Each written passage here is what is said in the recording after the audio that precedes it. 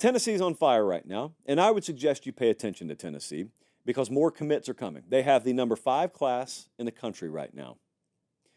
And I know that you pay a lot of attention to Ohio State.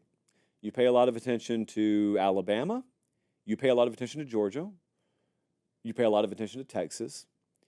You need to be paying attention to Tennessee. Tennessee is not viewed as an elite recruiting outfit right now. Tennessee is not viewed as an elite program because they're not. They're neither of those things. They have not been. They haven't been an elite program for a long time. They haven't been an elite recruiter for a long time. They can be both. Nothing in the past 25 years has changed in this sport fundamentally that would ever prevent Tennessee from being what they once were. The only thing that has stood in Tennessee's way is Tennessee. Tennessee may be getting out of Tennessee's way. Even further, Tennessee may be figuring out how to put the collective power of Vol Nation, if you will, into the sails of the program. So the last 3 weeks, what have they done? Well, they've grabbed 3 top 150 kids. More are coming. I don't want to get specific. It's irrelevant. Tennessee fans know who I'm talking about, and if you're a Rutgers fan, you don't care. But they have more commits coming. George McIntyre is a kid you're looking at B-roll of right now. Plays just down the road, actually, at Brentwood Academy. He is a quarterback committed for that class. 6'5", 190. He's been a really good recruiter for that class. All the hallmarks of the best classes, you hear the same thing. The kids end up being the best recruiters.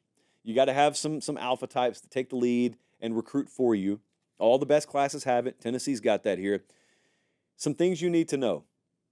And I've got a pretty good view of this and have talked to some folks over at Tennessee and have talked to some folks that have recruited against Tennessee. I was talking to someone the other night that's been already in a couple of heads-up battles against Tennessee. So this is feedback from inside the organization there, and this is feedback from other organizations.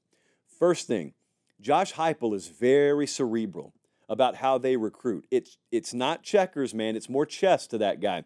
And he's very, very intentional about what they do. They're very intentional, and they're excellent at how early they identify kids and how ahead of the curve they are in evals. They're really good at that. And that just means that they get a head start on some other programs with kids they're going to end up competing with. Number 2, the NIL structure is top-notch there. If you don't know any better, you think that just means they have a lot of money they can throw around. They do have a lot of money they can throw around. That is not NIL recruiting anymore. It was for about 5 minutes. For about 5 minutes, NIL was who can offer the most money. It was just very surface-based. Okay, real recruiting in the NIL era is several layers deep. It is not just, I can get you this much money over this many years. There is an entire plan that has to be laid out. And secondly, if you're recruiting top-end players, they're getting money from anywhere they go. So the money, ironically, is not what pushes most of these recruitments over the finish line. It's the plan. Okay, Texas is brilliant at this. Oregon's brilliant at this. There are a couple other programs that are recruiting halfway decently right now that I think have a ways to go in that. Tennessee, though, is one of the sneakiest, well-put-together NIL operations in college football right now. Not just because they've got money they can spend, it's because they understand not just the A part, but the B, C, D, E, F, G part as well. And thirdly, there is excellent synergy up there. It's always been just a firecracker waiting to be lit. It's been that way for years and years and years. You got a small taste of that in 2022. And I think it stunned a lot of the country when you watched them upset Alabama and you watched that entire grand spectacle that was the Tennessee fan base. And I was on the show the next night, I remember, because we had been at the game. We were on the field for that. And then the next night, I remember doing a show, and I remember saying, yeah, you saw that great crowd last night, and you saw that passion and that enthusiasm, but anybody can get worked up when they're beating Alabama. Those people had never left. Tennessee folks, over years and years and years, and many different coaching staffs of underachievement, they still showed up. That's why I've looked at them. I remember in 2019 when LSU made their run, and we were talking amongst ourselves in the office one day, and we were asking, who's the next LSU? What's the next fan base? It's just a sleeping giant. LSU hadn't been asleep nearly as long as Tennessee has, but it's a sleeping giant program, and they're just waiting to explode. It's Tennessee. It's always been Tennessee. It's A&M. It's Tennessee, Arizona State kind of, but it's Tennessee. Everything's there. Everything's there. And unlike this time last year, if I'm a recruit and I go over there, there's not this lingering NCAA cloud. They got all that figured out.